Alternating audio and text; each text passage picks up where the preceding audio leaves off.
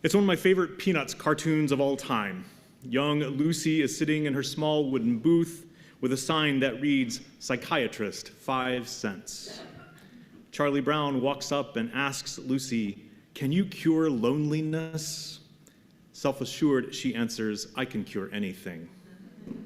Charlie Brown then says, "But can you cure deep down, bottom of the well, dark forever loneliness?" And Lucy responds, "You mean for the same nickel?" Charlie Brown was certainly expecting a lot for his 5 cents. Loneliness of the sort he described, that deep down, bottom of the well variety, is indeed hard to bear and often harder to overcome. Yet such loneliness that makes us feel like we're staring into life's deepest void, is so very common to our times. A few years ago, Adam Gopnik in The New Yorker offered something of a snapshot of our situation, telling the story of his daughter, an only child, who had recently made for herself an imaginary friend. As my colleague Rob Hardies explains the story, this little girl's imaginary friend was different from all previous imaginary friends in one significant respect. And this is what so concerned her father, that his daughter had created an imaginary friend who was always too busy to play with her. As he tells it, the little girl opened her imaginary cell phone and, imitating her parents' clipped New York speech, barked into the phone, "Meet me at Starbucks in 25 minutes. Nervously, the girl's parents watched to see if this time the friend would make good on the play date. After a long pause, the mother gingerly asked, "What did your friend say, sweetie?" And then, unperturbed, the little girl replied, "He already had an appointment." I'm not quite sure what to make of this story. On one hand, it seems the little girl had done an amazing job of normalizing the difficulty of making human connections. But I worry for our future if our children can't even find imaginary friends who are free to come out and play. Across the years, when I have invited your ideas for future sermon topics, living with loneliness has often been at or near the top of the list, along with concerns about aging and death and dying. Each of these concerns begs fundamental, existential questions about the human condition, questions that get right to the heart of what it means to be alive and what it means to be oh so very mortal. This morning, I'm taking up once again the topic of loneliness. Though I'm sorry to report that I can't do much to reverse the effects of aging or death, I do believe I may actually have at least a nickel cure for loneliness. And I'm motivated to share it with you this morning because I believe that part of the cure for its numbing pain is to be found within this community. Yet so often, loneliness is a pain that remains unspoken. It is hard to admit to loneliness, for fear that we will come off as overly needy, which is something it seems in our hectic world, much like that of the little girl's overbooked playmate, it is something that the world has little patience for. And harder still is to share the real depths of despair that loneliness can bring, the kind that poet Cindy Thompson gets at in her poem, "The Tree," when she asks, "Do you know of loneliness? When the burden of apples is so great, the branches split, and red drips into green grass."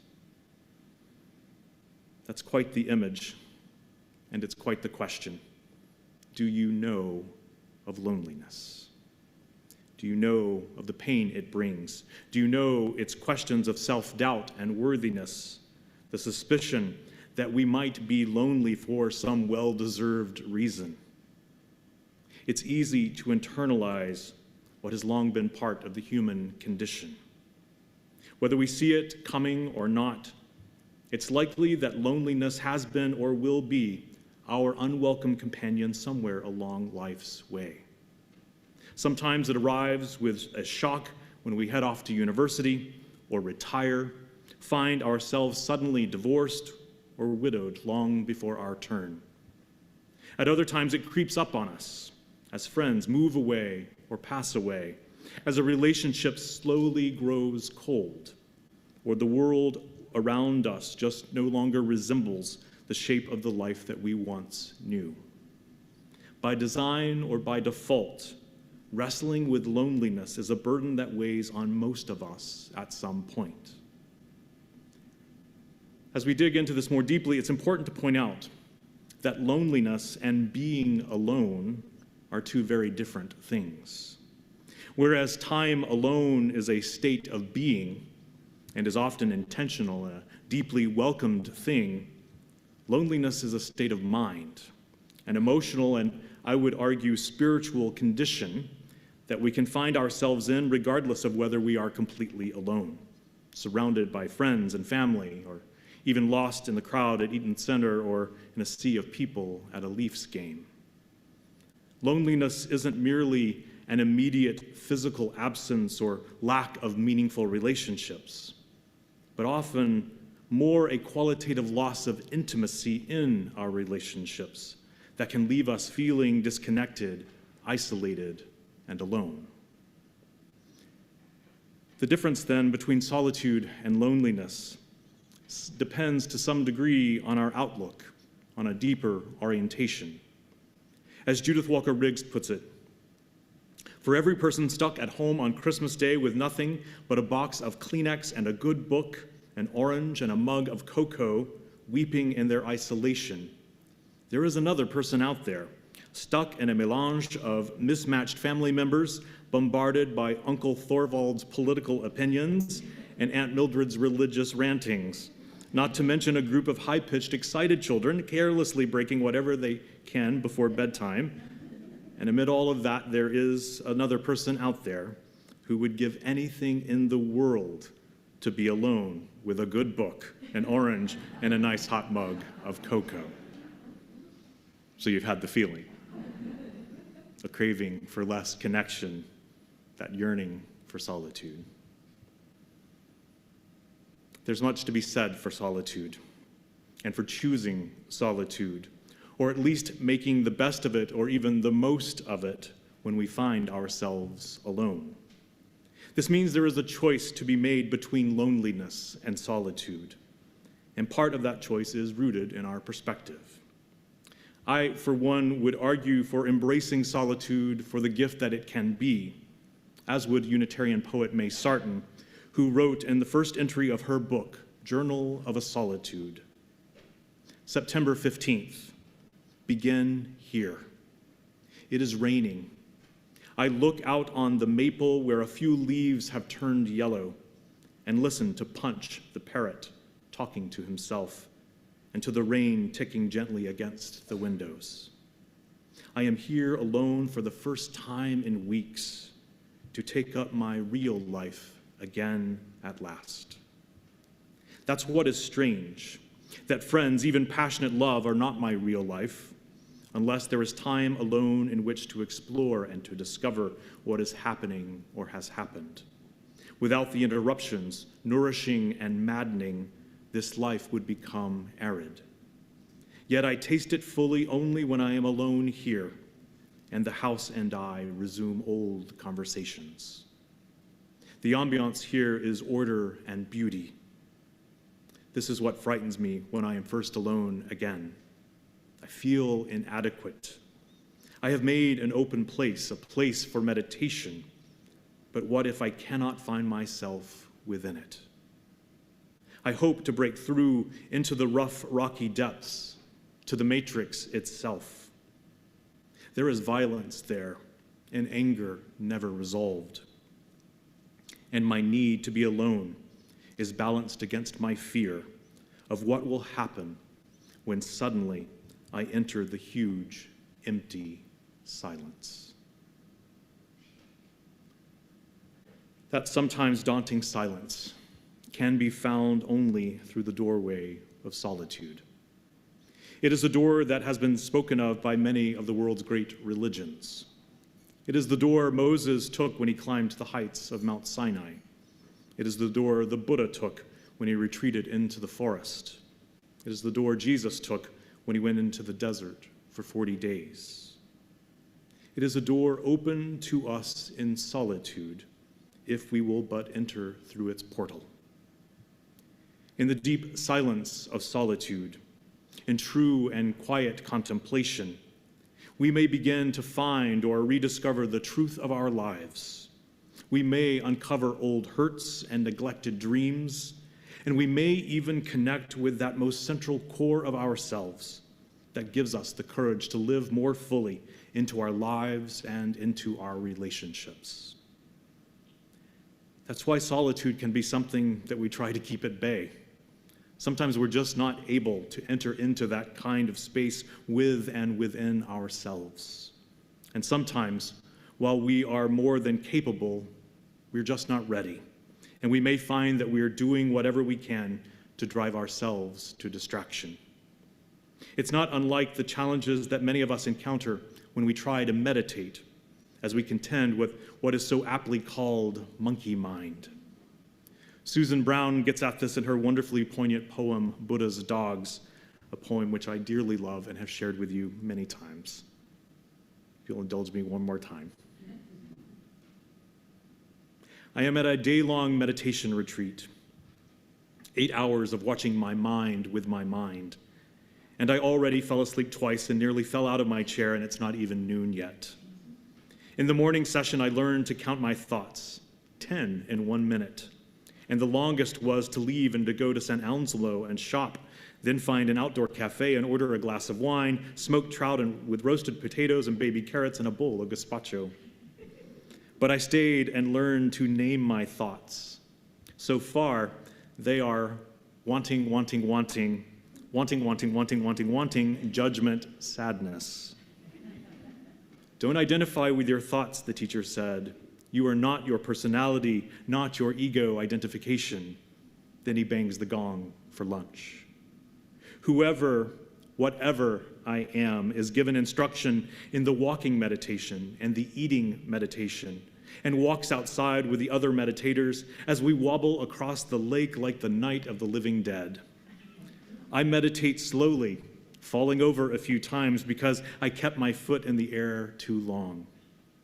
Towards the bench, I sit slowly down and slowly eat my sandwich, noticing the bread, sourdough, noticing the taste, tuna, sourdough, noticing the smell, sourdough, tuna, thanking the sourdough, the tuna, the ocean, the boat, the fisherman, the field, the grain, the farmer, the saran wrap that kept this food fresh, for this body made of food and desire, and the hope of getting through the rest of this day without dying of boredom. Sun, then cloud, then sun. I notice a maple leaf on my sandwich. It seems awfully large. Slowly brushing it away, I feel so sad I can hardly stand it. So I name my thoughts. They are sadness about my mother, judgment about my father, wanting the child I never had. I notice I have been chasing the same thoughts like dogs around the same park most of my life. I notice the leaf tumbling gold to the grass. The gong sounds, and back in the hall, I decide to try lying down meditation and let myself sleep. The Buddha in my dream is me, surrounded by dogs wagging their tails, licking my hands. I wake up for the forgiveness meditation, the teacher saying, never put anyone outside of your heart. And the heart opens and knows it won't last and will have to open again and again, chasing those dogs around and around in the sun, then cloud, then sun. It's not always easy to be alone with our thoughts. We are not always our own best company. But when we can, and if we can, there is often healing to be found there, as well as the sacred work of an examined life. In solitude, we may deepen our relationship with the spirit or the force of life as well as with ourself, the one and only companion who travels with us throughout our entire life. There is then in befriending solitude a bit of a cure to be found for loneliness. And if one cure to loneliness is to be found in nurturing our inner life, stretching our roots deep into the soil of our own being, another cure for loneliness is surely to be found in reaching out beyond ourselves, in branching outwards to engage with the life that is all around us. The central feeling of loneliness is, I believe, a deep yearning for genuine connection. And I believe we can find that connection by opening our lives to music and to art, to dogs and cats and guinea pigs, to the quietude and rugged splendor of the natural world, to perfect strangers and our partners of many years. And I believe we can find that connection in deepening our relationships with those around us, including those here within this community. When I have heard many of you speak to the loneliness that is a central concern of your lives, I'll confess that the matchmaker in me has wanted to plan a big dinner party and so we can get you all together. But the truth is, this community is that big dinner party. Now, I realize in saying this that it's not quite that easy. Connections are still sometimes hard to make. There are lots of reasons why we may not gel together in the ways that we might hope. But I believe in our determination to come together that most of us are looking for connection. So my deep hope is that we open ourselves up to the possibility of making meaningful connections here and beyond. That we grow ever more intentional about reaching out to others, that we risk sharing our hearts and our lives with those around us, and that ultimately we get real about our lives, sharing honestly with each other of our successes and our struggles. For over a decade now, many of you have been experiencing some part of this by participating in journey groups. Others of you have experienced it by singing in the choir or getting together with other groups of other parents. There is no shortage of ways to get to know other people around here. This is important because multiple studies are showing that we are living through a pandemic of loneliness, with people feeling increasingly isolated from one another, with people feeling that they don't even have a friend they could call up in the middle of the night in an emergency. This is not good for us as a society, and it is not good for us as individuals. And all of this has only been made worse by the pandemic. Isolation and loneliness are literally taking years off of people's lives. So we, who covenant to serve life, need to strengthen the sacred ties of community, both within this congregation and beyond, nurturing the quality of our connections, giving ourselves over to genuine engagement. If not for ourselves and for our own needs, may we reach out for someone else's sake, because it may just save their life. As a minister, I know that on any given Sunday, my few words and a handshake or hug I give at the door may well be the only loving touch some people in this congregation have in their lives.